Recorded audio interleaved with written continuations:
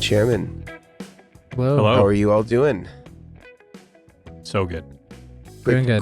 Quick check-in today before we start the contents of the podcast. How's everything in Tone Town? I have to say it's a bit wet. I rode in on my bike today, as I normally do, and I woke. You know when you wake up and you hear this relaxing sound of rain outside your window? Totally changes when you have to bike into work. So I was drenched like I have never been before. So Tone Town's a bit wet today over here in Vancouver, up in Canada. But other than that, you know, I'm dry now, and I'm thankful, and I'm looking for. I mean, I get to hang out with you guys for the next hour. So you know, it's a happy journey so far today. What about you, Brian? Same. The slow moving day, but I'm good, doing good. And I thought you were talking about like the processing tones you were getting when you said it's really wet. Well, I was. It was kind of a, you know, I was talking about both. It was literally wet in terms of precipitation, but the wet effects are, you know, they're my favorite. So I figured you were basing it off of your live stream from yesterday. We talked about wet effects. True. That's why I thought you were going with it. Yeah. No, yeah, it's wet all over here. You know, rain outside, and the delays and reverb are high in the mix. I'm happy. Yeah. How about yourself, Mason? All is well. Fatherhood's going good. I'm 5 weeks in. Man, that goes quick. Yeah, and one of the beautiful things about being up early is, you know, if any of you guys know me, I play tennis competitively, but I also like to watch professional tennis. So I've been up in time to watch all the Wimbledon matches when they start because I'm up early. And how is Mr. Wimbledon today? Wimbledon's going good. Women's. I was watching a women's semifinal a little bit this morning. It's going good. Men's this afternoon. Djokovic versus Norrie. We're gonna see how that goes. Yep. It's gonna be fun. Who's if you could make the call right now, who's taking it? Ooh. Who's gonna take it? I hope Nadal. Okay. Because I like He's Rafael the crowd Nadal. favorite. But you know, I think the dark horse is certainly Nick Kyrgios, the Australian. But I don't know, man. Djokovic is, I think, the winningest of all of them on that surface. So we'll see what happens. Okay. Well, you heard it here first. This is not a sports podcast, but you know, we dabble. Yeah. Tone Town is not exclusive to just Wimbledon. Yeah, we're gonna do some grass court pedal boards. Do it. I just want to see someone with a chunk of sod with all their pedals laying on top of it. Well, maybe that needs to be the turf. next flat board. It's AstroTurf. You know, the next. If you're on the board. center court, though, you can only wear white, so these would be only white pedals. And on AstroTurf. Yep. Wimbledon friendly. That would actually be a pretty fun pedal board to do.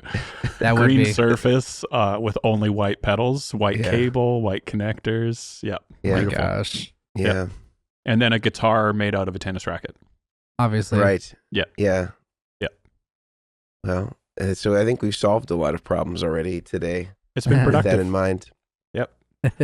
Which I think rolls us into what I would like to announce is one of our new sponsors, which is our friends over at the Guitar Sanctuary, which, if you weren't aware, is where Brian actually is housed. Right now, if you're watching us on YouTube, Brian is inside the Guitar Sanctuary in the back room where he does all of his pedal board and rig builds.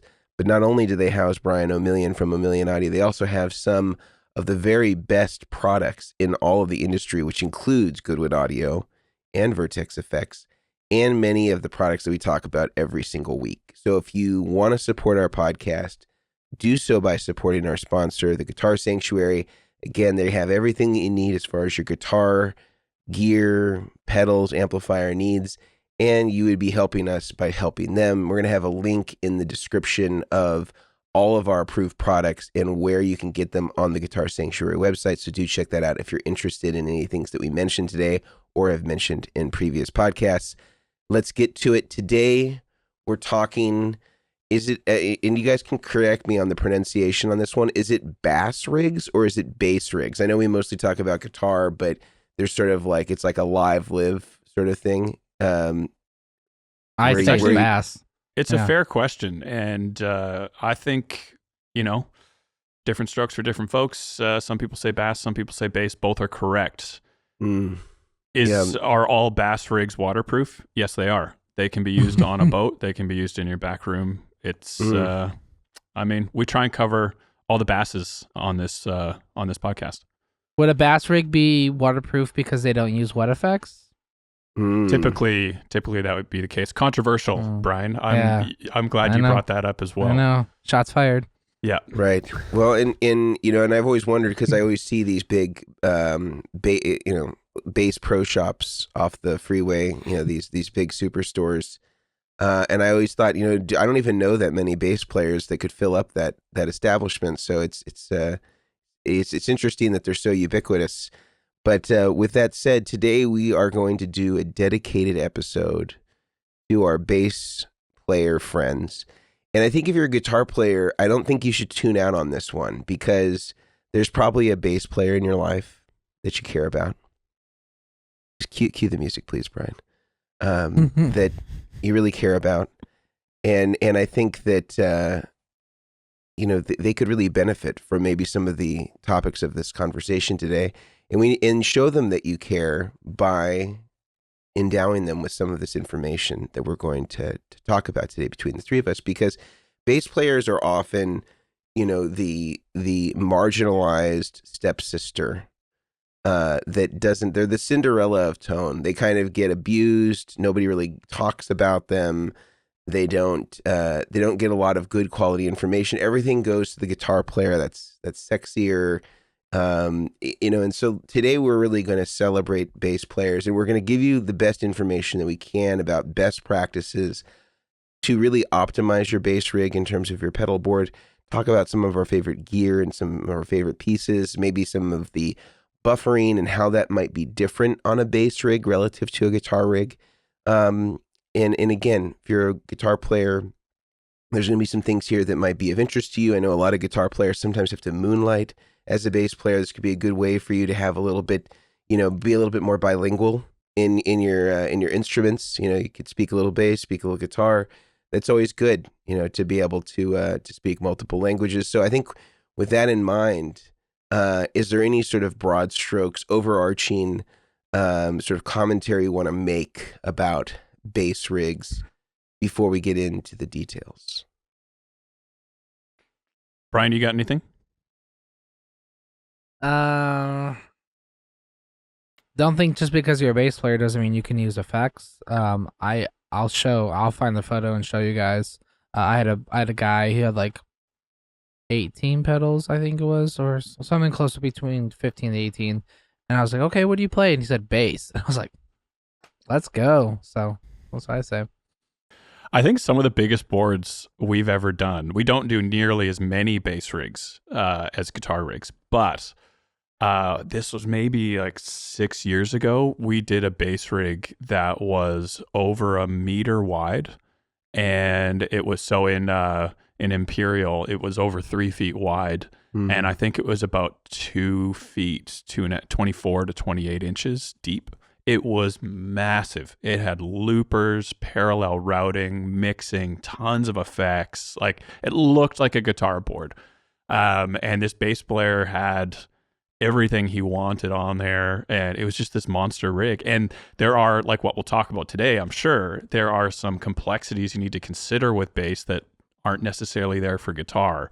And so bass is, I don't know, it's a bit odd in the fact that you have bass players that don't use any effects at all quite regularly, and then other ones that just go to town. Whereas on guitar, typically across a lot of genres, you're going to see at least a few effects, whereas bass is polarized. Like, you can go on either end of the spectrum. So I'm very curious to see where our conversation is going to go today. And I don't know if we agree on everything. It'll be cool to see where we end up, chatting about this stuff. Yeah, and if at any time, you're hearing something that we're not saying, and you're like, this is a really important piece of information that I understand as a bass player, but for some reason, these three guys are not saying it. On YouTube, you are welcome to join in the conversation by way of the comment section. We would love to hear from you, as always. And if you love the content that we're talking about, tell us in a review on iTunes. That goes a long way in helping us. Just wanted to mention that as a quick aside. But I think if we're talking about bass rigs generally, maybe we start at the beginning with the bass itself. Now, understandably, just like guitars, there are a wide variety of bass types. Some are active, some are passive. I would say there's a lot more active than in guitar world as far as basses are concerned. And if we're talking about the beginning of the chain, maybe one of the first things to address is sort of important things that are also key differentiators from guitar is the buffering on a bass rig relative to a guitar rig.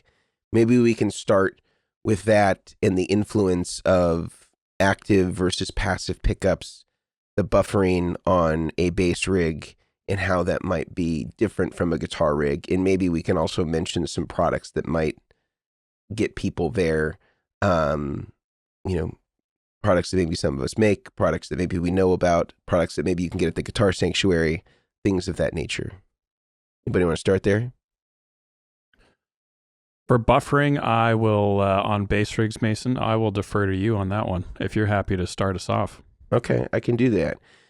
So we've talked about this in our buffer episode before, and really the same thing holds true of guitar and bass, is that if you have active pickups or you have a preamp in your bass, that's basically putting the buffer in the bass. So it's starting before the output cable, or the input cable goes out of the output of your output jack. Yeah. So that is something that, you don't need to add a separate input buffer if you already have active bass pickups, unless the specs are really bad. Now, one thing that is different about bass rigs in terms of buffer specifications that's really a big differentiator is there are far fewer specs that are standardized for input impedance on bass amps. And for guitar, it's almost universal. So in guitar, almost every amp is a 1 meg input impedance. So when we choose the input impedance of our buffer, which we want to represent the same thing that our instrument, in this case a bass, would see if we plugged into our amplifier, we want it to see that same loading when it's plugged into the input buffer, which is starting the pedal board. This is convincing the bass pickups as though they're seeing the front of an amplifier and loading them accordingly, how you're used to hearing your bass plugged directly into your amp. And then on the output, it's converted to low impedance so that it can find its way through all of your pedals and all of the patch cables to make its way back to the amplifier. And hopefully you have another output buffer at the end. We'll talk about that a little more as we go. But let's just stick with input buffer for now. On the bass rigs, I've seen stuff as low as 500K as far as the bass amplifier input impedance or DI input impedance. And I've seen stuff as high as like 10 megs. So you don't have a lot of standards there. That makes it really hard to choose a buffer that's going to meet every criteria.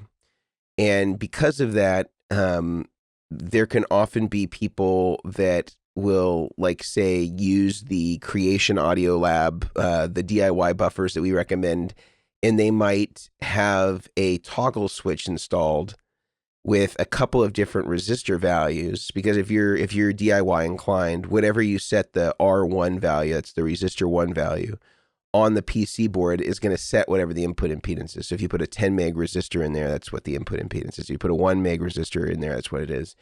Some people I've seen that are bass players have actually taken and wired a switch to that R1, and they've had 3 different values that they can select between depending on what amp they have, because their Ampeg is one specific value, and then they have a Gillian Kruger that's a different input impedance.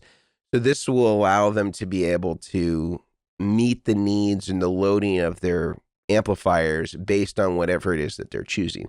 Now, if you have one amplifier that you use all the time and it's standardized, then you can try to find something that's a little bit more optimized. I would say generally bass rigs, most of the bass amps are more unloaded than a guitar amp, which means they're higher input impedance. So they're above 1 meg. They're like 2 meg, 3 meg, 5 meg. I wouldn't say anything above 5 meg probably needs to be addressed, because I don't think you're going to hear a difference between, let's say, 5 meg and 10 meg. Once you kind of get up that high, there's going to be very little difference perceptible between 5 and 10. One built-in buffer into a tuner that's pretty unloaded that a lot of bass players really relate well to is the one that's in the Peterson tuners. I think that's a 3 meg input impedance. That's pretty high. So a lot of bass players do appreciate that. They like that sound. But again, if you have an amp that's way down at 500K, it's certainly going to sound different. Of course, I'm sure that if you ordered a custom Goodwood buffer, I'm sure that you guys could adjust your input impedance to be whatever it is that the person wanted. And there even are some buffers that I've seen that have variable input impedances. I think that actually the Empress stereo buffer has a variable input impedance. It's on a pot.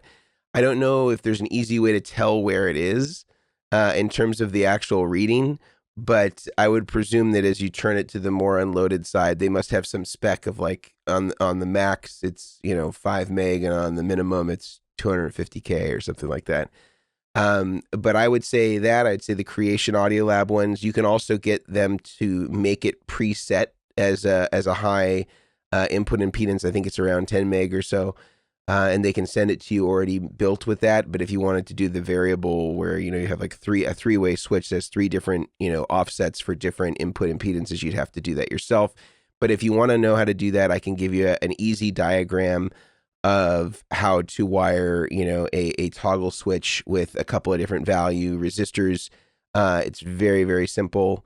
And all you have to be able to do is solder a little bit and have a couple of resistor values, and you'll be just fine. And you don't need to use SMD anything. You could just use some through hole resistors, and I can give you all that information if you're interested in doing that. So feel free to reach out if you're like, hey, I really want to do that.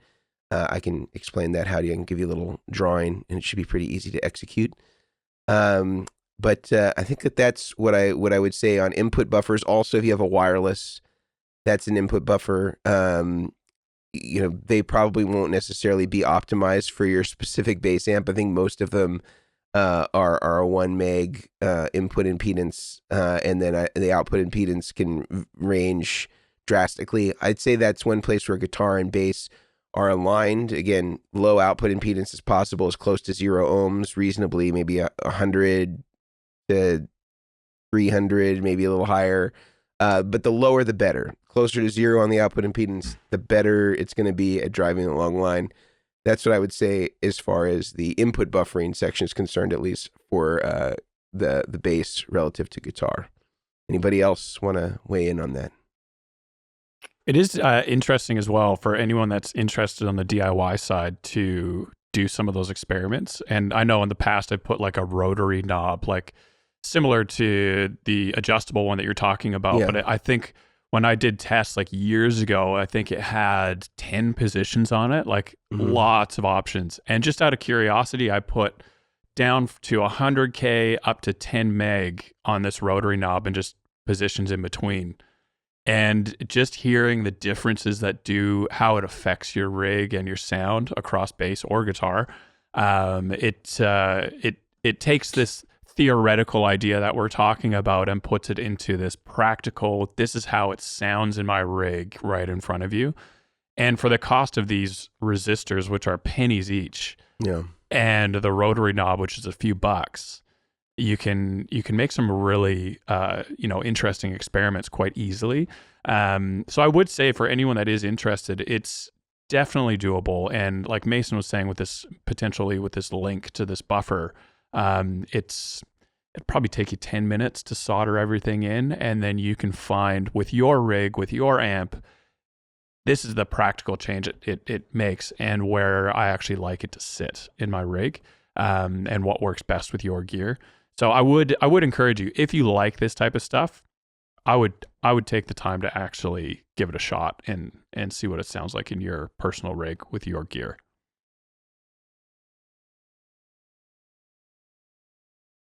Yeah. Brian, any additions to that? No, I mean you guys covered it all right there. I do not object to anything. Yeah, and just to show you real quick, kind of like what this would look like, I'll just share it real quick on the screen here. So like if you go to the Creation Audio Lab site, it's called the Redeemer Buffer. I usually mark here if I was going to buy it. I usually get the isolated nylon jack, just because sometimes with the metal jacks you can have some ground loops, but you can adjust it to 1 meg if you want it to be that. But I think that if it's in its standard ultra high impedance, I think that that's 10 megs. And then on this, you would just select unity gain. You wouldn't want it with the boost. And it's, $46 for one. And if you're looking at this picture here, basically the buffer is wired into the jack. And then you could just cut off this little battery clip, and then you could just wire the plus and minus to just a 9-volt DC jack. And an easy place if you're based in the US, if you wanted to just get the 9-volt DC jack, you could go to a place like Love My Switches, which is kind of just a really good, has kind of everything one-stop shop. And you could go to, let's see, Power Stuff, DC jacks, just get yourself. Yeah, yes, get they yourself, did. get yourself, one of these Lumberg. I like the ones that have the plastic nut on them, and you just solder those black and red wires to the inside of the jack. You could omit this middle one and just use the black one would go here, the red one would go here, standard polarity. And if you needed any 1/4-inch jacks, where would those be? 1/4-inch jacks. I just get a stereo one. The reason why I think stereo is also better is that even though you're not using the extra pin, it holds it a little tighter. So this one would be fine. It would match up with the one that the Creation Audio Lab's coming with. That's 85 cents.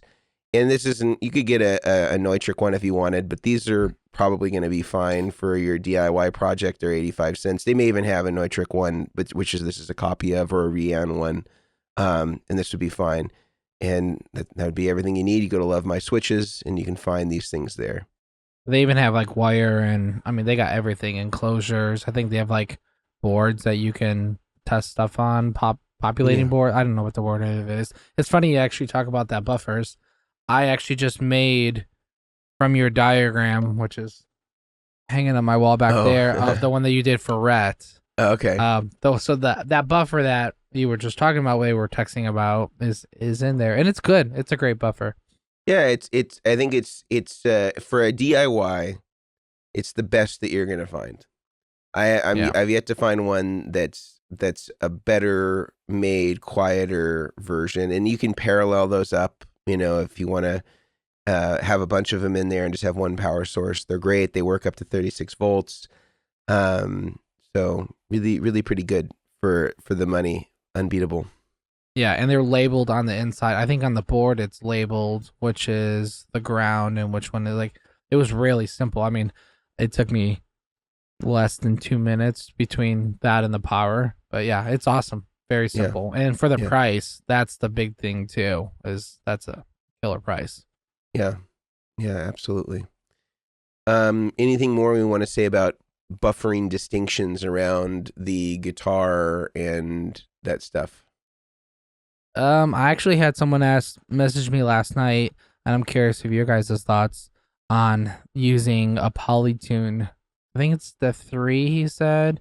He asked some questions. He's like, I'm running a bass rig, which, will using that tuner in the buffer be an issue? And I don't think there is, but I would love to hear if you guys have, a different opinion about it. Sorry, the question was about the tuner in the bass rig and in like a negative interaction. Yeah, so like he has like, I think it was a Polytune 3, I think he said. I'd have to go back and look at my messages, but he's like, is that having that type of tuner with, I think he said there's a buffer in it, would that affect anything with his bass?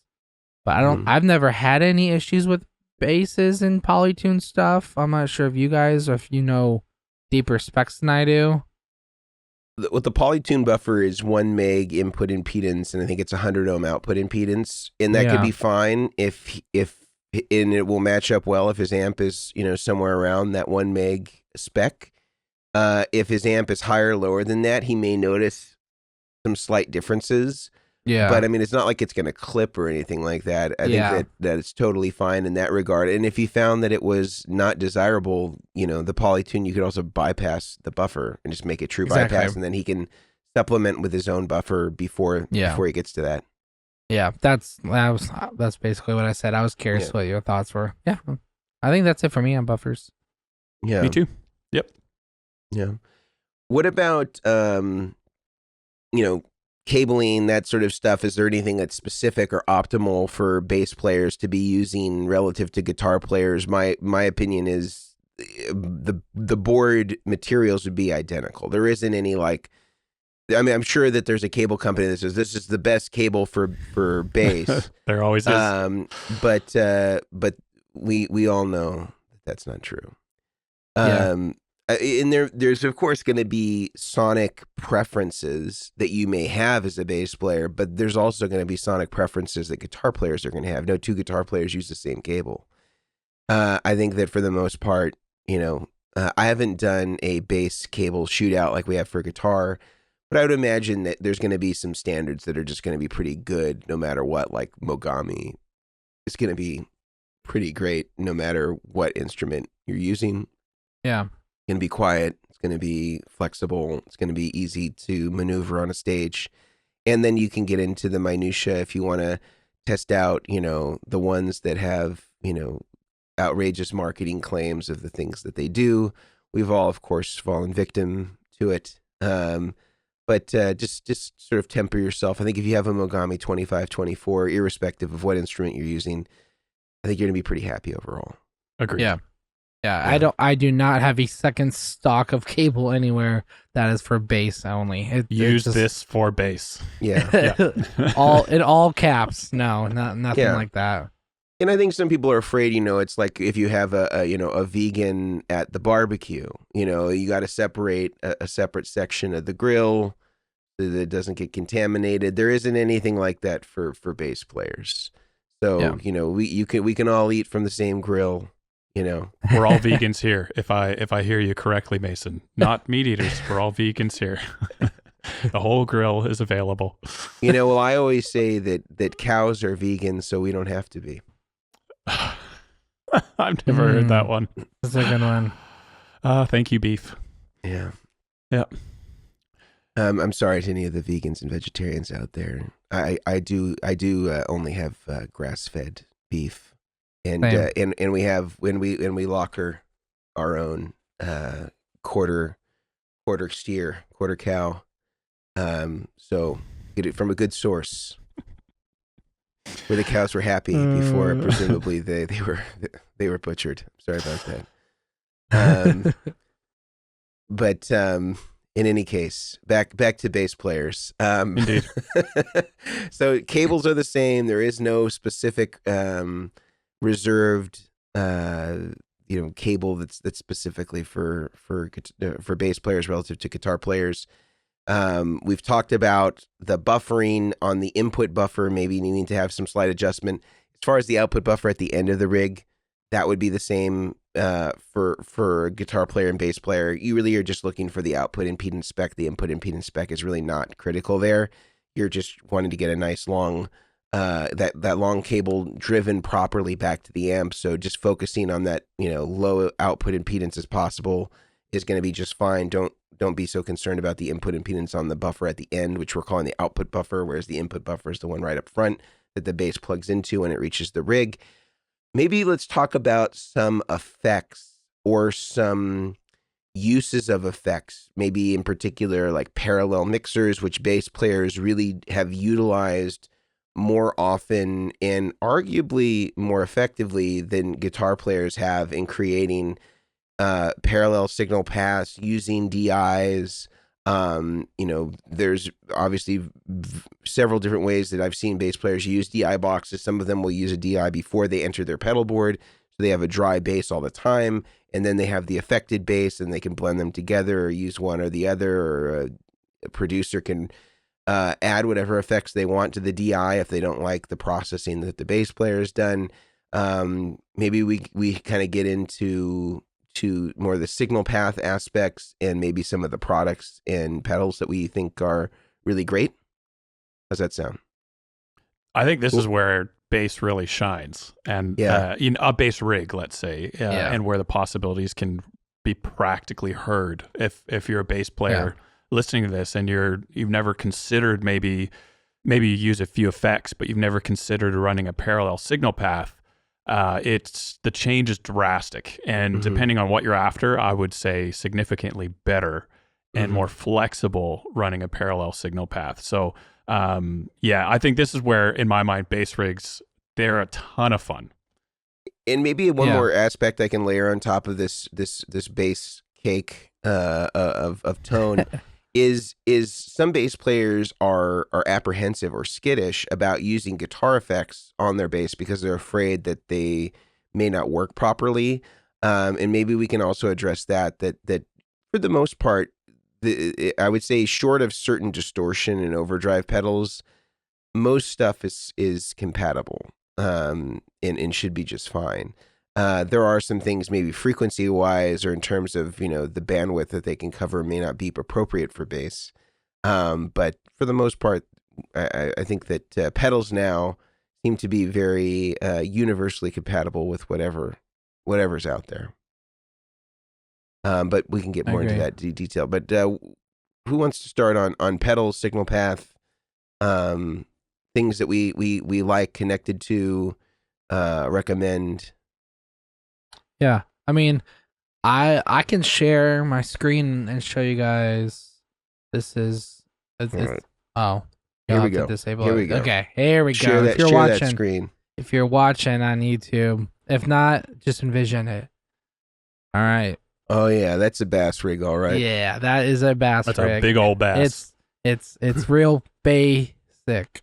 Get it? Basic. Yeah. No. So, I mean, with bass rigs, bass, however we're gonna pronounce it, I have seen a lot of people utilize some guitar type of effects, Cali, some of the eventide stuff. I can't read some of these upside down without flipping it. Yeah, but, that looks like it's a hoof from Earthquaker. There's a lot of EBS. Yep, up on top. I think this is an MXR, if I read that correctly. Yeah, it's a MXR bass preamp. Yeah, so like the only things I've ever noticed with pedals and stuff that don't work is like we just talked about, some overdrives. They all will do their thing, but I tell people they will react differently than normal. So like reverbs and delays, and they're going to do reverbs and delays and stuff. But that is where you get into these types of effects. Like the switcher doesn't care what's in it. It's just going to send out your signal or reroute your signal the way in which you did it. Same with the volume pedal. Some volume pedals might react a little bit differently. But it's interesting. Like this is one of the biggest bass rigs I did, where we built the whole board around normal pedal board, cabling, power, everything, junction box, volume pedal, everything, the switcher, and then we added bass pedals, and it was very interesting. This isn't parallel series yet. I have done parallel and series board, and it was actually really cool. There was just more like liveliness out of it, but depending on your application. So I just want to show that as like there's a lot of really good brands of pedals that aren't like the top name brand pedals that are really good. So don't be afraid to try, some stuff that you've never heard before. And I think with the bass side of things and parallel effects, in what I found in testing out gear with customers and just doing tests in the shop and stuff like that, is like you guys have been saying, you really can use whatever you want. But if there's certain effects that you want to try, you like the sound of, but they shelve out the bottom end, which is your job as a bass player, is to hold down the bottom end and be the backbone of the band. If they shelve out the bottom end, but you like the texture it adds, maybe certain fuzzes or overdrives, that's when we can get into parallel effects. And what we mean by that, if that's a new term for you, is kind of like what Mason alluded to. You could run a typical bass rig for us. You could run your bass into your pedal board, maybe into a compressor, something like a Sans amp, which is, a preamp type pedal, gives you some good EQ and control of your bass sound, maybe a volume pedal. After that, you split your signal to, let's say, an overdrive that you really like, maybe a reverb and a delay. That's one side of the split. The other side can go straight to front of house or straight to a DI. And then after the overdrive, maybe delay, maybe reverb, maybe a POG, an octave, you can also send that to front of house. And now front of house can mix in that clean sound, which has all of the articulation, all of the bottom end, the full frequency sound of the bass guitar. And layering on top of that, they can also mix in some of that texture from maybe an overdrive and a POG or a bit of reverb, some wet effects used sparingly on bass, I would suggest. And they can blend in both. And so what we did with that ages ago, we did a product for that, which we don't make that specific one anymore, called the Bass Interfacer. And it allows you to basically mute your clean or full frequency sound separate from your wet effects or your effects channel with all the stuff that might affect your frequency negatively, but you still like the texture or what it adds on top. And so it gives you a bit more control on what you send to front of house. And so there's other great products out there that allow you to do similar things. I think, what was it? The Exotic X Blender. Yeah. That's one of them. And we do some bass products as well that allow you to do that type of stuff. But for the X Blender is not expensive, but it allows you to, mess around with some of this parallel routing in a way that retains what your job is as a bass player, those low frequencies, but allows you to have some fun layered on top as well. And so that's when we're talking parallel effects, it opens up this whole new world. You can chuck just about any effect you want in that parallel chain while retaining the bottom end of your bass. And it just gives you a whole new realm of flexibility and options on bass guitar. You can really, when, Omilion or Mason isn't looking, just pop one of the pedals off their board, put it in your effects channel on your bass, and you get a whole new layer of fun, on top. So I would absolutely say if you're a bass player and you want to get into effects, especially ones with gain involved or clipping involved, I would definitely look into parallel routing as well. Yeah, there's actually, I'm going to share, it's out of stock right now, which is a bummer, but this is a very well-known, the Paralyzer with Musicom. Yep. For the price and for the size of it, it's insane. And this is like the fact that you can blend, you have different levels for each of your effects and then a dry is really cool. It's basically like 3 X blenders, but it's stereo. Exactly, which is cool, but they're sold out right now because they can't get the chips, I guess, to do them or whatever. But yeah, no, that whole concept is really cool, and I was never like, I think I did a video a couple weeks ago on parallel and series on like a PBC 10 or something, and I plugged it into an interface, I recorded the difference where people could hear, and someone was like, oh my gosh, why is it so much clearer in the parallel mode? I was like, well, because your delay is not running into your reverb. That is solely those, like, they're all separate, they're all isolated, and it was shocking for them. Like, I'm not saying that you have to go and do it. It's a cool option if that's what you feel like you want to do or something that's going to inspire you. But yeah, it's something cool to look at. Yeah, I think as far as parallel products, I think that the X Blender is a great one. There's also a stereo X Blender. There is the Musicom Lab Parallelizer. There's also, if you want kind of like a less expensive product that does it There's also the Electro-Harmonics. I think it's called the Tri-Parallel Mixer or something like that, where it has, like, I think it's like a 3-loop mixer. And also Lely makes a parallel mixer that's very good. Old Blood Noise also Old does Blood a Noise Endeavors 2 or has 3 a channel. has a 2-channel and a dry. And I think Red Panda also does one. I got ages ago. I think it was a 2-channel as well, and it's small. Yeah, so there's a lot of options out there for parallel mixers. A lot of bass players, because Exotic does make some bass related stuff. They have like a BB preamp for bass, and they have like a Trilogic preamp for bass, and those are actually both really good. The X Blender, again, excellent product. All those are really great. I think that it's an interesting thing to see also where bass players end up putting their parallel splits.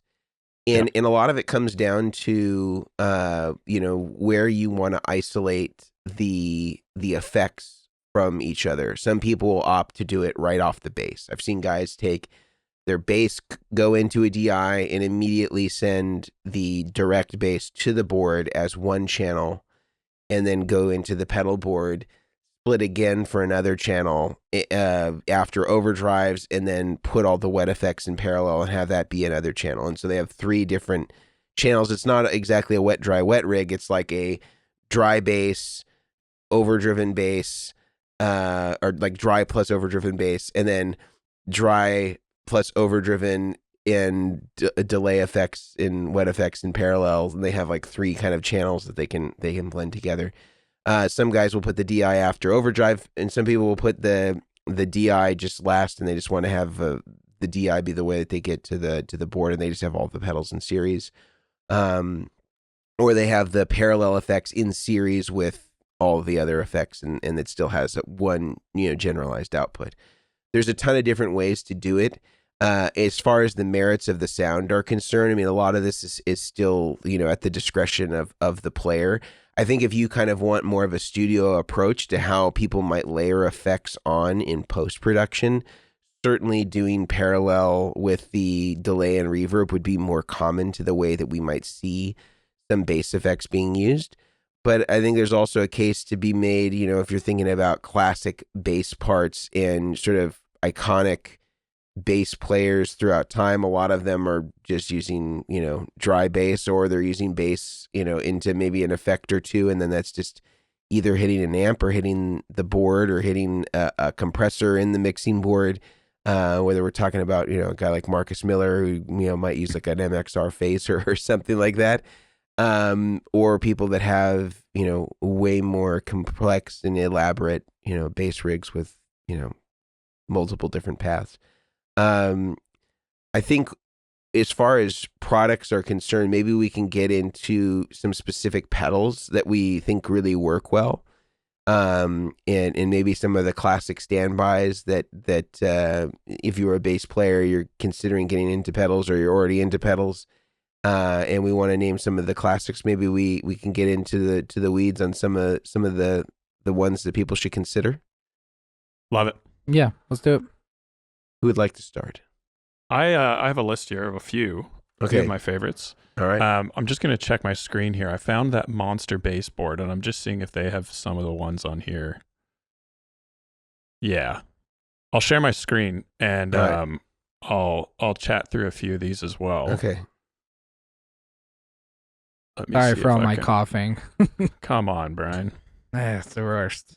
So this is that massive baseboard I was talking about ages ago, and I remember this one. Yeah, I remember it. I've tried to forget it. It was very complex. But if you're listening on a podcast, you can't see it. Basically, it has a mix of guitar effects and bass effects on it, and some of the most common ones that I would typically see on multiple bass rigs that we've done in the past.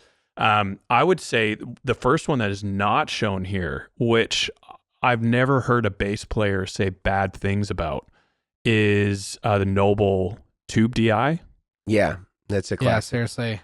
It's big. Like it's not a small pedal, but it's got a built-in, not isolated, but a built-in power supply. So you can power simple analog pedals with it. And it's basically a tube preamp with very basic controls. And it doesn't hurt your signal. I'll tell you that. It sounds really good. That would be probably one of the most common ones. Another one you can see on the top middle on this picture, if you're watching on YouTube, is the Sans amp. And that's one that not everyone uses, but it gives you some... Tech 21 NYC. Yeah, exactly. It gives you some good control, and it kind of just beefs up your bass sound. So I would put that in the clean section. This one's using a Cali 76, maybe a little bit more controversial for bass. I'm not sure. Well, they also have that bass specific one, but I also see that you got that one control parallel mixer, that mini one. Yeah. We didn't talk about that. Yeah. And that's actually, I honestly, I can't remember exactly how that one was utilized. It wasn't as standard. But this one you could use for bass analog synth, which I don't know if we're going to cover that at all today, but analog synth. So you can use the tuner, which you need a tuner for, and you can use it for bass guitar.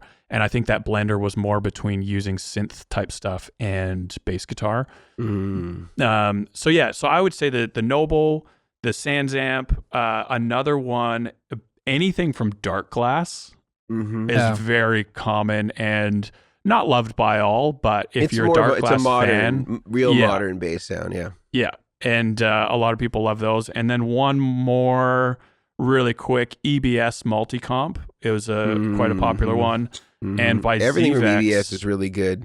It's great and affordable as well. It's and not great for insanely guitar. priced. I should name. Yeah, and then lastly, I'll just say Aguilar Tone Hammer and the ZVEX Box of Rock are also quite popular. Box of Rock for a drive. Yeah. I've had a few bass players just really say, I like what it does for my signal, works for me.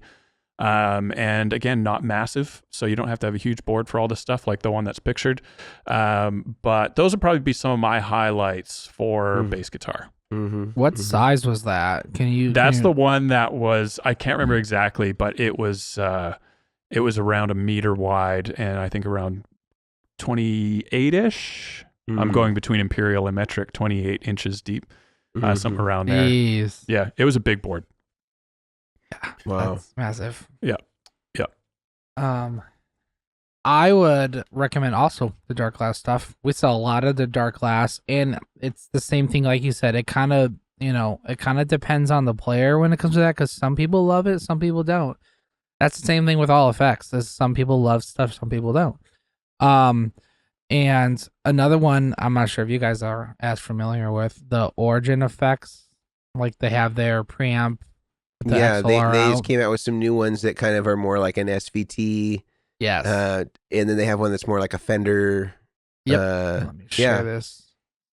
I would actually say that origin of pedals, like, pedal companies seem to specify a lot in terms of kind of like what they're into, what they go for. Certainly like, Dark Glass makes no apologies for being very bass centric. I would say that Origin is one of the few companies that makes really great guitar effects, but they equally are well versed in bass effects as well, and have a good bass line for like what that sounds like. No pun intended. Thank you. And that is rare. I would say the only companies that I see that have done really good jobs of maybe crossing over that stuff, it would be Exotic, and they've kind of even retreated quite a bit from bass stuff.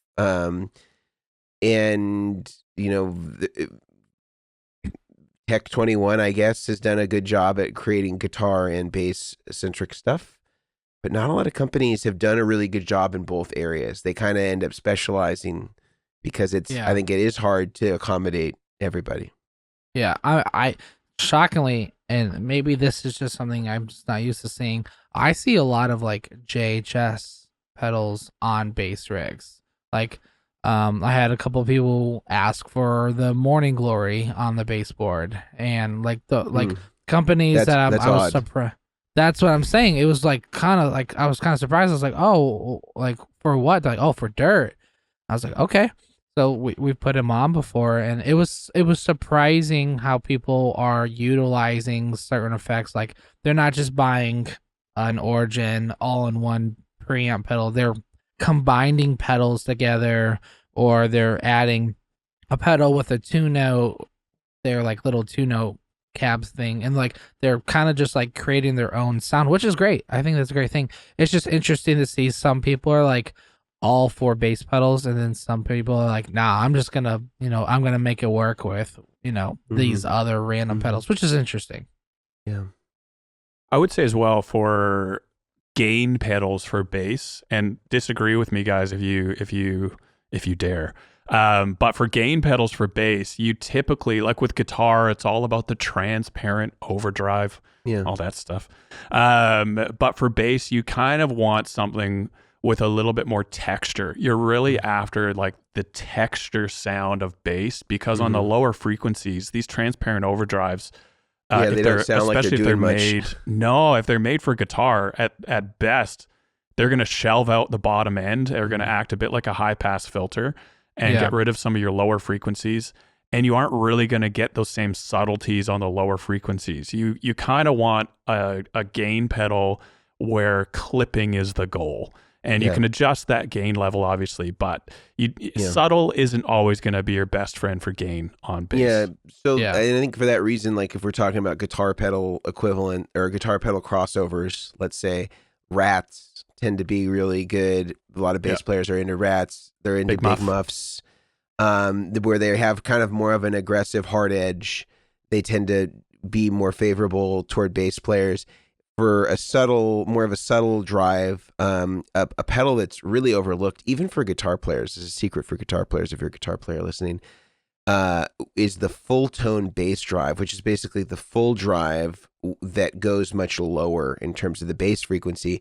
But for a lot of people that hate tube screamers, that say they cut out the bass, I tell them to get the full tone bass drive, because it has, a lot, it almost is a little bit more Nobles-ish, where it kind of has a tube screamer element, but has a lot more low end. That's a really great one for bass. If you kind of want more of a subtle, transparent-ish drive, but doesn't mess up your kind of the EQ or the natural EQ of the bass, that's a good one. I think Exotic makes a lot of great stuff. We kind of touched on that. The BB preamp bass version is really great. I'm in total agreement with the Nobles. Or the Noble, two different companies, bass preamp, confusing. And also the Trilogic from Exotic was also a very good product. I thought that it was, it didn't really get its I guess maybe amongst bass players it's got its day in the sun, but a lot of people don't know, but also kind of like legacy companies like MXR have done really good jobs with making bass products that kind of sit under the radar. They don't get all the attention of the real sexy, MXR products. But even like what was on the board that Brian had, that bass preamp is very good. Their bass compressor is awesome. It's a really great compressor. If you don't want to have a Cali 76 bass compressor on your rig, that MXR one is very affordable. It's in that vein of an 1176. It sounds really great. I highly recommend that bass pedal. A lot of people even have used it on guitar. It sounds really, really good. They make a couple of kind of like bass boosters that are really good. These little kind of like mini pedals. They also have an OC2 clone that's really, really excellent. The OC2 is kind of a classic Boss that tons of bass players use, from, all the guys that you would know from, Pino Palladino and all those guys. It's a standby OC2. Just octave pedal. Yep. And Boss remade that into a mini version. It's really great. Many bass players that I know that are, OC2 evangelists say that it's the same, it doesn't sound different. And there's a bigger version that I think has a few more extra controls, but the small kind of mini one is kind of a 1-to-1 replica of the, old school OC2. Those are great. Filter wise, filters can be really cool with bass. I really like the Moog stuff. The Mooger Fooger, is pretty great. Just the name alone. Filter, yeah. Their filter pedal works really great on bass. I think that's a really excellent one. I also really like Rats. I like the more aggressive Rats, like the Turbo Rats or the Deuce Tone Rats, or you can get have a couple of different channels. But I also think something like, the JHS Pack Rat or Rat. What is it? Pack Rat? Pack Rat rat. Pack. Oh yeah. Rat Pack. I think that could be a really great one for bass. Equally with the Muffaletta has a lot of different muff tones. I think that something like that could be really versatile for a bass player that wants a lot of different era muff tones and a bunch of different era rat tones. That could be a really great versatile product to get you a lot of different sounds. I'm trying to think of other ones that I'm really into. As far as bass wahs, if you're going to go that direction, I still think that Dunlop is probably the standard for that stuff. You know, they have the one without a foot switch. It's kind of like an auto sensing. I think it's optical, where you just step on it and it engages the wah. And I think that's a kind of still a standard for bass players. I don't know that there's a lot of other companies that are making bass specific wah pedals, but that one I think is the white one. I think it sounds pretty good. I think it's reliable. Dunlop still, I think, for being a legacy brand, makes some of the most reliable products for the money that are out there, like super well built. I think that those are great. I mean, as far as delays and reverbs are concerned, I think most of the stuff is kind of crossover worthy between guitar and bass. I think a lot of bass players are also utilizing multi-effects like the Line 6 Helix stuff. A lot of guys are using that because they also can do some of their simulations for bass cabs and bass amps if they have the HX Stomp. I think the H9 is also a really great one that a lot of bass players utilize as sort of a multi-effects. I think that those are both really great candidates for people that want to, have something that kind of can do a bunch of effects maybe for their processing, and then maybe go more analog with some of their distortion and overdrive stuff. And the other cool thing about the HX in particular is that has its own mixer internally. So you wouldn't have to buy a separate mixer, or you could use the send and return loops on the HX to build in blocks where certain effects chains were going to be, in series, and then other effects were going to be in parallel by way of using their send and return loops. So that could be a really cool way to not have to buy gratuitous mixers and utilize the software inside of the HX to create your parallel loops and separate the pedals that are in series before the mixer, and then the stuff that is going to be, inside of the mixer. And then you have multiple outputs that you could use to sort of divide where the signal is coming in and exiting the HX.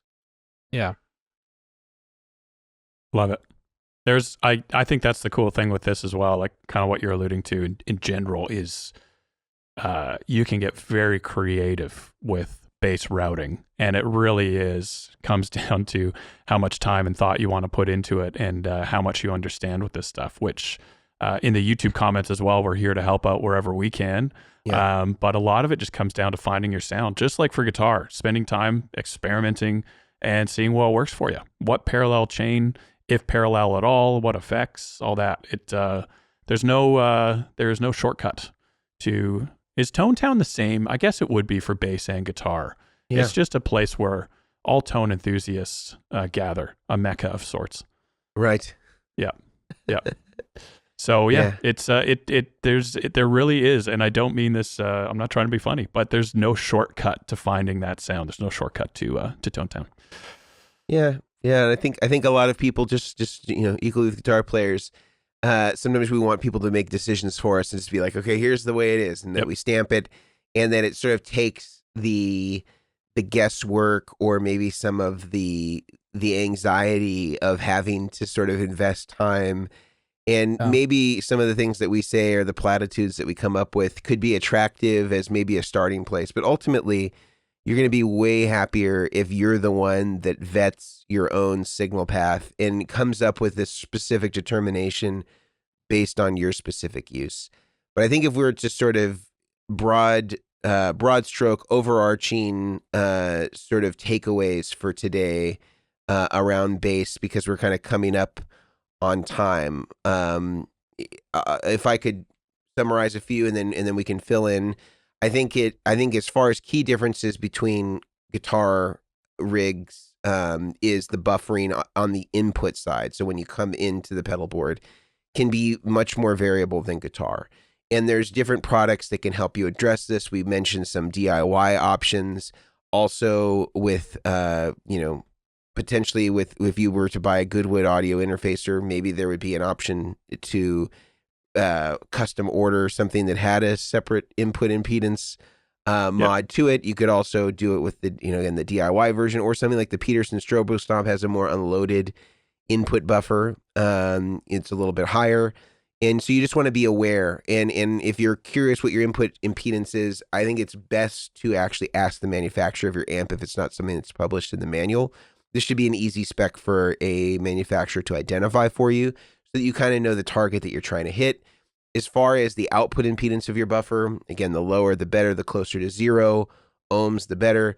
On the output buffer at the end of the chain of your bass rig, that one, again, input impedance not so critical. Output impedance you want to be as low as possible, closest to 0.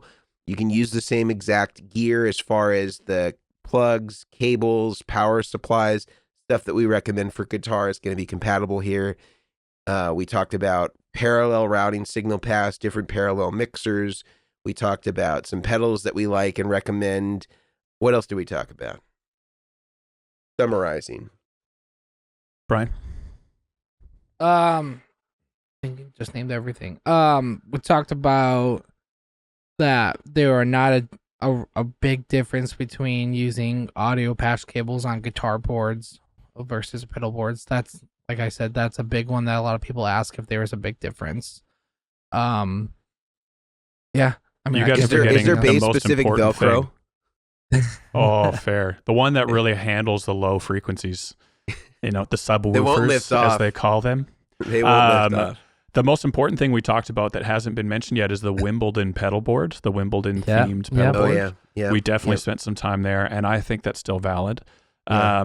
I will say just one other summary thing. If you're feeling a bit overwhelmed, maybe you're a bass player that hasn't used effects before, but it sounds like something you want to get into, something that might be worth investigating, but we just rattled off like $10,000 worth of gear. Where do you begin? I would say the thing you could probably do best, and chime in, guys, if you have a better suggestion. If I was a bass player getting into effects and I wanted like a step one of where to start looking into what I like, I would start with a preamp, maybe a Sans amp, or the Noble is a pretty pricey. Yeah, Noble is a big one. Yeah, Sans amp is a good place. I would start with a Sans amp. Like, that's a great option, and I would be looking into running a parallel fuzz or higher gain overdrive. And those two together, running a parallel, preamp, and I think, does the Sans amp have a parallel output that's affected by the Sans amp? I think that you have, I don't know if it's affected, but you have the XLR out, and then I think that there's a quarter inch unbalanced out. So then you might need a splitter as well. But if you can run a clean preamp straight to front of house, and then that preamp into a fuzz, or even the bass just into the fuzz to front of house as well, or to your DAW, and mess around with what that sounds like, that'll probably open up your mind to how big the differences really are between running parallel and series.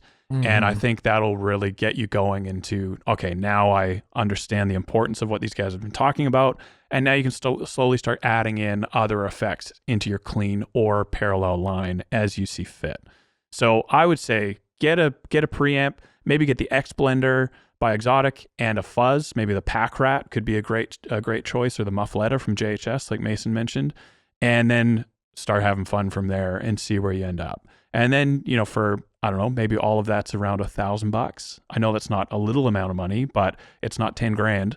For $700 to $1,000, you could get a basic pedal board and go from there. Brian, any last minute additions, suggestions, words of wisdom to all of our bass friends or pedal curious bass players? Oh, nice. Don't be basic. Yeah. No, I mean, I'll say it because it's true with all different musicians. Is we all have our own type of tone.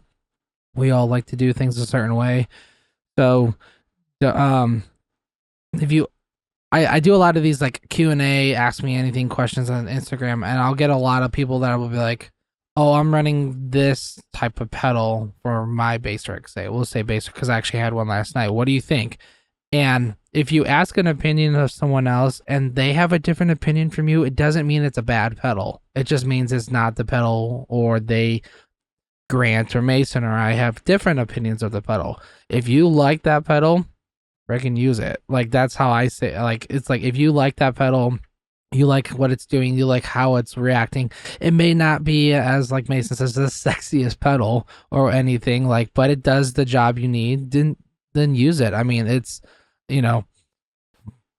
it's like car tires on a car to tone down. Like, there are highway tires, there are off-road tires. So it kind of depends on your terrain of what you're playing in your gigs or what you're doing. It's going to differ. So don't be afraid, and, be open to other people's input, because let's be honest, none of our inputs are the same on pretty much anything. So that's what I would say. And just don't take, Bass God 123's word for it on the gear page. You have no idea what his bass line is. It's like, that's my handle, don't you? Yeah. You knew. Like it's just like, we have different bass lines for our steakhouses. We're gonna stick with the meat analogy. Some guys are like, Sizzler is their bass line. For other guys, it's going to be, Ruth Chris or some more, fancy steak place. You saying Sizzler isn't fancy? Well, I mean, it's got its purpose, man. You get the salad bar. Some of them have soft serve ice cream. I remember as a kid being into fancy. I went for the soft serve, So and the salad bar, but.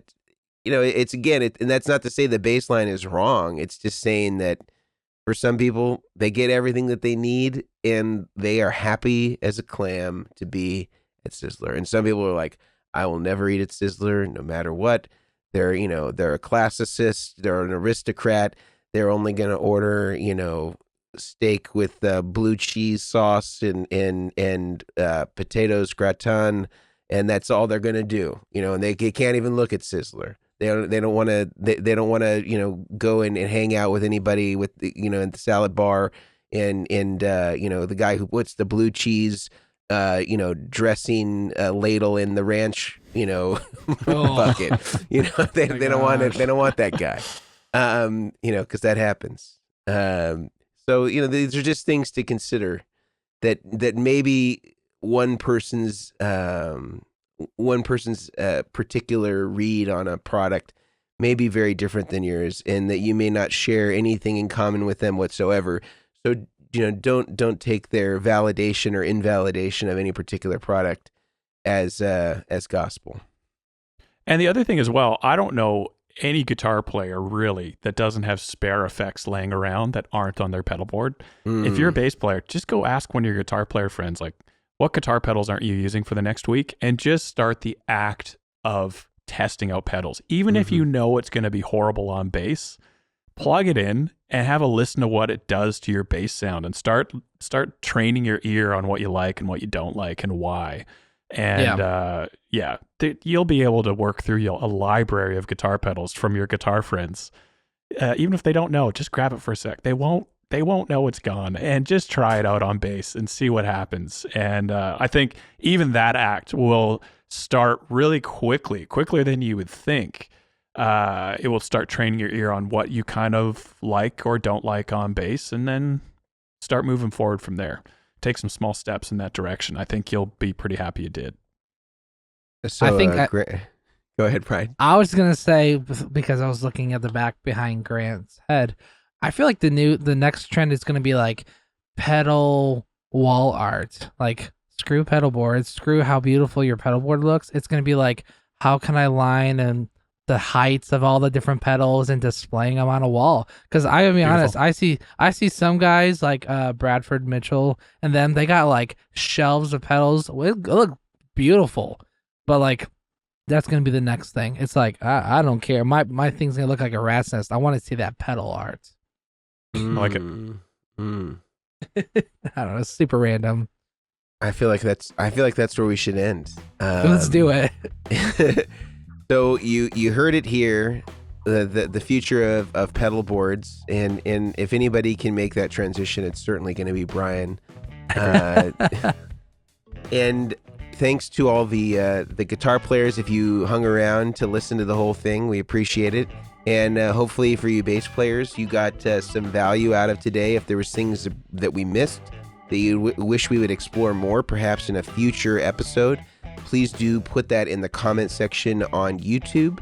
If you are listening to this on iTunes or Spotify or any of the places where you get your podcast, we would greatly appreciate a review on iTunes. We know that maybe you don't listen to it on that platform, but that seems to have the most weight in terms of indexing and categorizing the podcast so that more people like you can find this and have access to it and benefit from the podcast. We also, again, want to thank our sponsors, the Guitar Sanctuary. We're sponsoring the podcast. Again, if you want to have a rig built, Brian is housed inside of the Guitar Sanctuary, and he has access to Vertex products, to Goodwood audio products, and he can build your board using the best materials, supplies, pedals, pedal boards that are out there, and you can get it all at the Guitar Sanctuary. And we will have a link in this video that has all of our approved products that we talked about in this video and in other videos. So if you're interested in any of this stuff, you want to check it out, definitely do check out that link. And that goes a long way in helping us by supporting the Guitar Sanctuary. Again, our supporters of the podcast. Thank you, everybody, for watching, and we will see you next week. See ya. See ya.